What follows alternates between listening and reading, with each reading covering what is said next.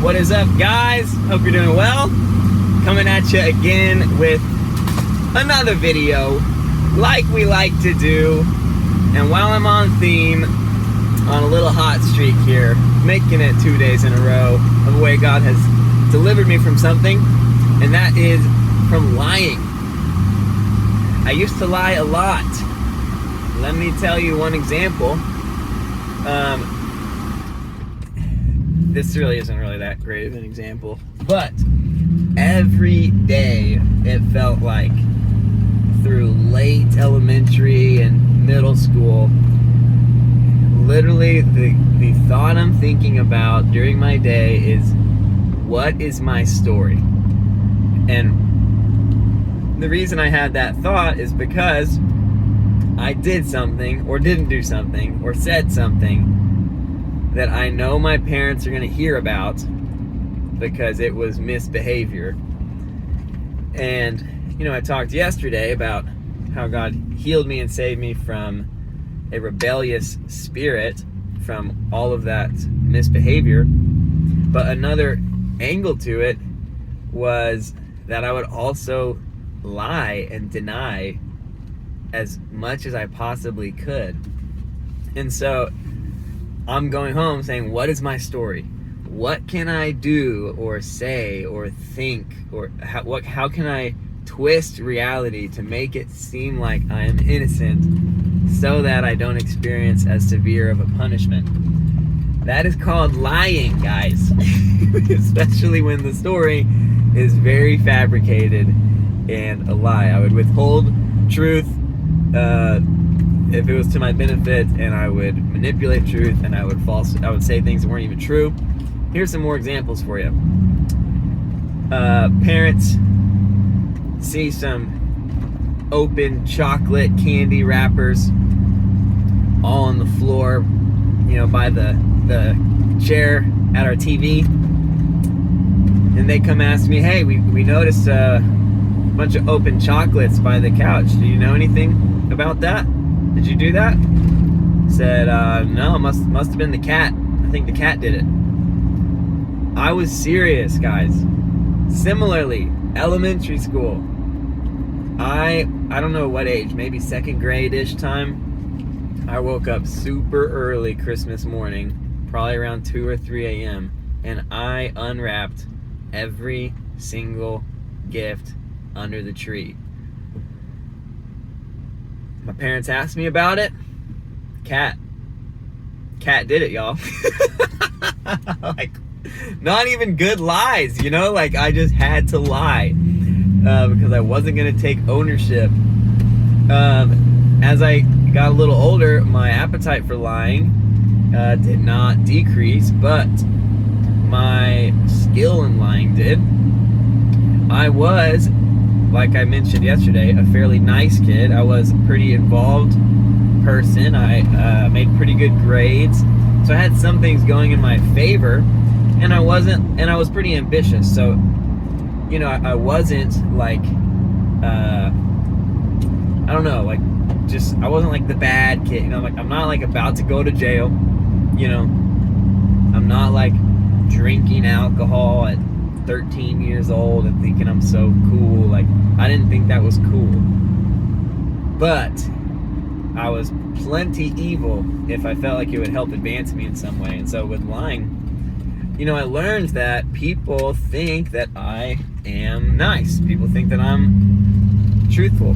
And what I learned as a serial manipulator is I can actually create a perception that I am a bad liar by telling meaningless bad lies, and then just having a certain voice inflection, doing a certain thing with my face to, you know, make it seem like I'm lying, because I was. And I did that intentionally to harvest a reputation that was untrue, which is that I'm a terrible liar. So it became so easy to lie if I ever needed to lie, because I'm a bad liar. So we'd know if Jeremy was lying because, like, he's a terrible liar. You know, he must be telling the truth. And I took advantage of that many times, and I I played into that. And so anyways, none of that is the testimony. All of that is just trying to give you examples of like my refusal to tell the truth until the truth like was completely and utterly irrefutable. One other last story is I was at home. I was building a little match bonfire inside of a candle. Had probably 20 matches in there, all like lodged into the wax, making this big temple. And I'm ready to light this candle bonfire. I'm in my parents' bathroom. I don't know why, but that's where I was.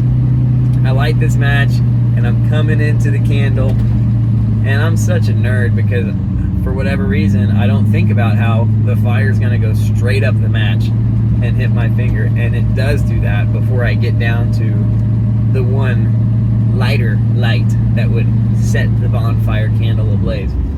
Instead, I say, ow, and I drop the match, and instead of landing anywhere on the tile ground, it lands inside the trash can. This little tiny, like, probably 7-foot diameter cylinder that had metal walls but a cardboard bottom and was full to the brim with toilet paper and random paper stuff. And so that thing goes off on fire.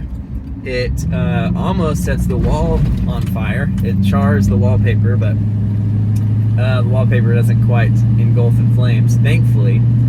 So that was the end of the fire. And I know you're thinking, Jeremy, surely you cried and told your parents that you're sorry. But no, that's not what I did, guys. That's not what I did. I thought, I'm just gonna, they'll never know. They don't know about this trash can. They don't use this. Of course they use it. It was full of trash. But I put it, and their bathroom's full of smoke. There's smoke on the wall, you know, like the wallpaper is burnt. But I just take the trash can and everything else that I could put into a bag. I hop out of the side back window of my parents' bathroom into our backyard. I walk across the creek and I hide this bag inside this brick old smoker house thing from generations back. It's not really a house, it's just a tiny little brick hut that was shorter than 3 feet. I mean, it was small, but it was cool. Anyways, put the burnt stuff in there, run back over, hop back through the window and into the bathroom, and then I just go upstairs like, done with my shower. Thanks, Mom and Dad, for letting me use your shower. That was a special treat. And I'm thinking, hey, that'll be fine. They call me downstairs like 10 minutes later, like, hey, Jeremy, do you know anything about the smoke in here? And I'm like, nope. I don't know. You should probably ask Karina. Karina's my little sister. I think Karina was literally 5 years old. And I'm like, I think it's probably Karina. They're playing along. I didn't know they were playing along, but they were chilling in the living room, which was all windows to the backyard, and they saw me climb out the window and walk across the creek. And so literally they're just plotting to humiliate me for my lying problem. And I got grounded, guys. I lost privileges.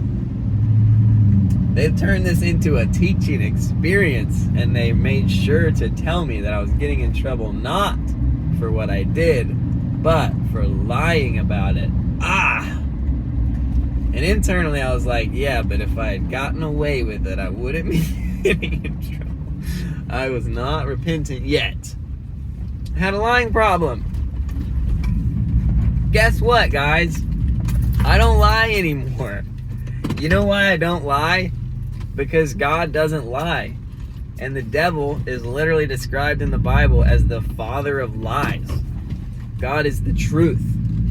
He's the way and the life. And so, anyways, I'm not really explaining much of how God saved me.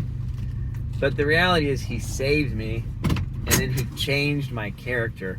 I could tell you several stories of lying from high school, a couple instances of plagiarism that got called out, and a few other examples as well of lying. I lied until I got saved, and then God changed my character, and now I don't lie.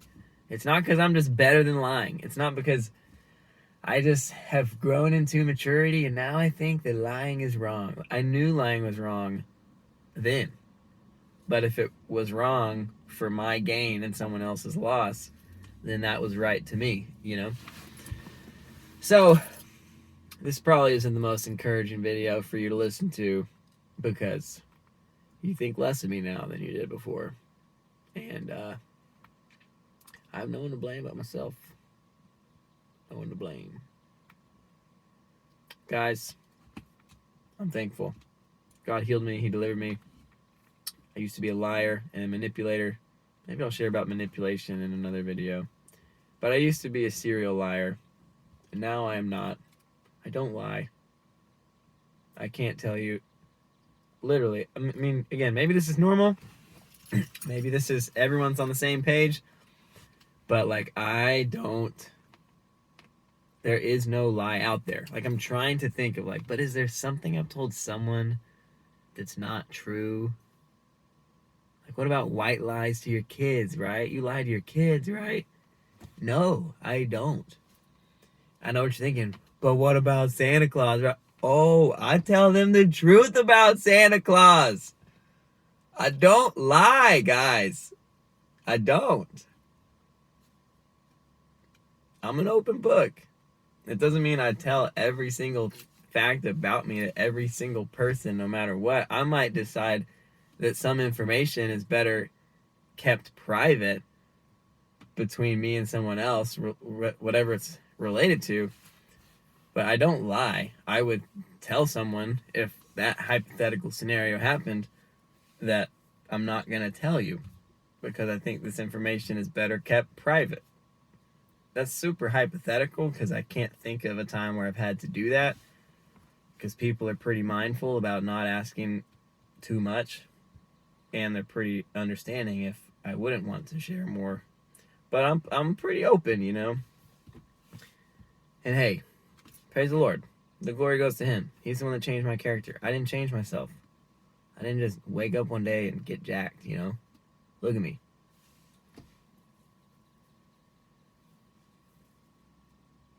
Does that look like Jack to you? You know? I didn't just do this. God save me. All right, y'all. Maybe this isn't. Maybe you don't even care about this. Maybe everyone used to lie. Now no one lies anymore in the world. But I'm thankful to God because I know He's the one that saved me. Even if He's not the one that did it for you, I know He did it for me. That's all I got for y'all today. Life is worship. God is love.